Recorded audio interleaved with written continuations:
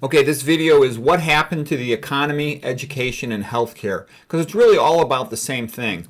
And most people, they're really not capable of understanding almost anything because their basic assumptions are completely wrong. If your basic assumptions are completely wrong, it's very difficult, near impossible to ever figure out the situation. And so, actually, it reminds me of a great quote from Ayn Rand. She said, if you think there's a contradiction, recheck your assumptions. There are no contradictions. And so what that means is most people, they go to a public school, and the public school kind of tells them everything is great, hunky-dory, and, the society, it's all here to serve you. Things sometimes go bad, but that's just a coincidence. Versus when you really study things, a lot about the economy, education, and healthcare, what you come to the conclusion is sort of like Alice in Wonderland. The follow-up book was called Through the Looking Glass. And she goes on the other side of the looking glass. Looking glass means mirror. And she sees things in a totally different way. In addition, it's a reminder also like the Copernican inversion. When he realized the sun doesn't revolve around the earth revolves around the sun. What I'm basically saying is the first step to having a clue about big events is to realize the big money players, the big money institutions or people that have the ability to actually make changes, they think the world is quite overpopulated.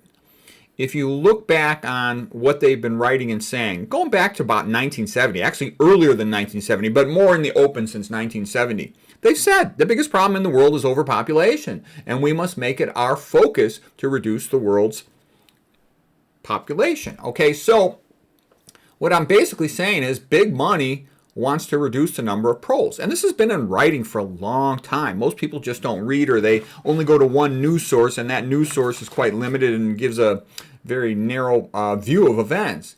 There's something related to Georgia, and if you look it up, they're called guide you-know-what stones, and this is written on them. The goal is 500 million or less to keep the population, all right? And that's relevant because that means about a 95% reduction in the population. Okay, so we're talking about they want to play musical chairs with the population. And that's not a lot of people are going to be in that top 5%. And it's basically run by, the cows, the moon, East party, okay? And basically that is their goal. There's nothing ambiguous about it. Okay, so in order to accomplish that, they have to really control things, really centralize things. And so if you look at teachers, like in a public school system, the individual teachers, a lot of them are very nice and they really want to help the kids. But the system comes from above, and the system does not want to help the kids. The system wants to dumb them down, to groom them for slavery, to promote this idea of a gynocracy that can't defend itself, to castrate as many of the kids as possible, to sterilize them with these drugs and surgeries, to cause brain damage in the children labeled as hyperactive, which is especially boys. Boys tend to be more hyper. It's not normal for a child to, sit in a room with some lady he doesn't know and have her, chat all day and then tell me he has to memorize a bunch of random vocabulary words. That's not normal, okay, in human history for a boy to do that.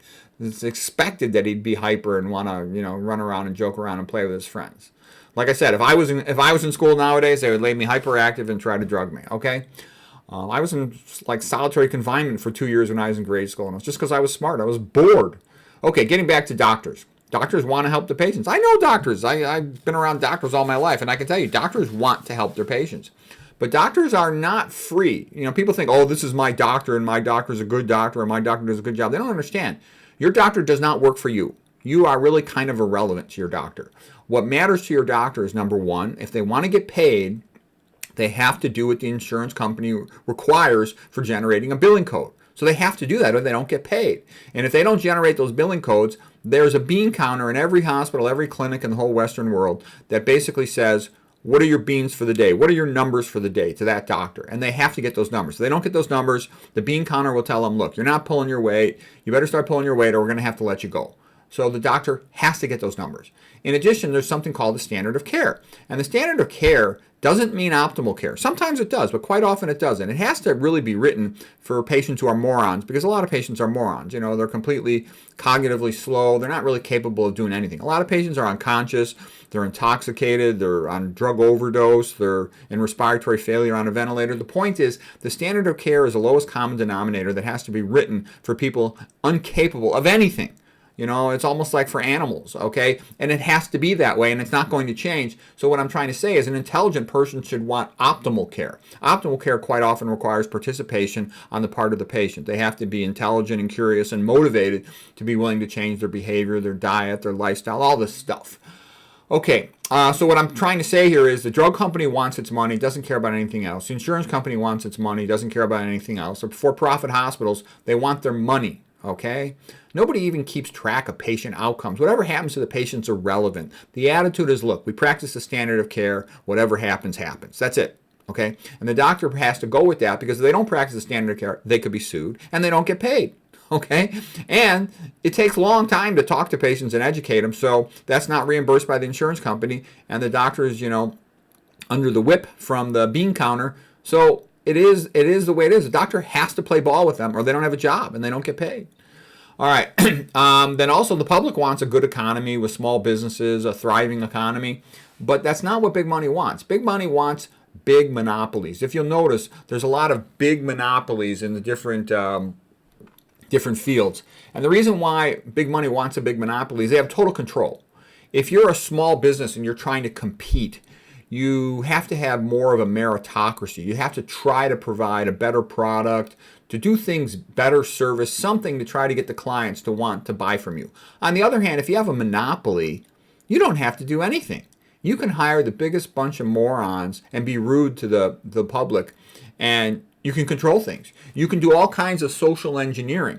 And that's what's happening in a lot of our big monopoly institutions, is social engineering with the goal in the long run of bankrupting the pros. They want the pros to be poor, because if they're poor, they're much easier to control. Eventually, the goal is going to be to force them into these small, you-know-what, cities, so that they're going to be crime zones. And this will be a way to thus reduce the numbers of the pros. They look at the pros as being vermin, useless eaters, okay?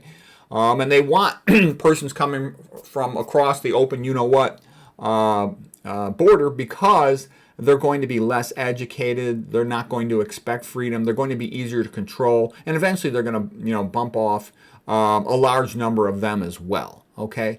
The real goal is to return to slavery, all right? Now, if you read about this, this is all pretty obvious. It's actually in writing all over the place for decades. But most people, they only go to one news source, and that news source gives them its biased, simplistic view of things. And the reason I'm telling you all this stuff is, if you want to have a chance, you know, there's no guarantee of anything, but if you want to have a chance to come out of all this stuff good, it really helps to know this, to understand what because basically when you start to think this way, everything makes sense. If you don't think this way, nothing makes sense. But when you think this way, everything makes sense. And that's another reason to believe it's true, because it's the idea of consilience increases resilience. And what that means is, consilience means a whole bunch of small things, events. They all point in one direction. Each one by itself is relatively trivial, and it seems like it's not significant. But when you take 20 things in a row that are seemingly trivial, and they all point in the same direction towards big money having its primary goal of reducing the you-know-what number of the you-know-who pros, then it's wise to pay attention to it. So I make this video just to help the people, the few people can be helped. Because like I say, when I see patients, I know when I talk to patients, the vast majority of them have zero chance of being helped. Zero. It's just a big joke, okay? Because they're already cognitively slow. You know, they're 55 and older, most of them. They're cognitively slow. They have no curiosity, no energy about them, no eagerness for nuance and understanding and desire to change. So, you know, you give them drugs. Drugs don't work. You give them a surgery. Surgery doesn't do much. And they end up, you know, bankrupt, dead prematurely. That's what happens to most patients, okay? So I give you a chance to understand that the best outcomes come not just from depending on the doctor. Sometimes the doctor really saves the patient's life. I've seen the emergency room save tons of patients. I've seen other doctors do lots of great things. But for most people, they got these chronic Western diseases, and the best thing that they could do to help themselves is just fix their diet, fix their habits, exercise, sleep, all that stuff we talked about before. So anyways, I hope this is helpful to people.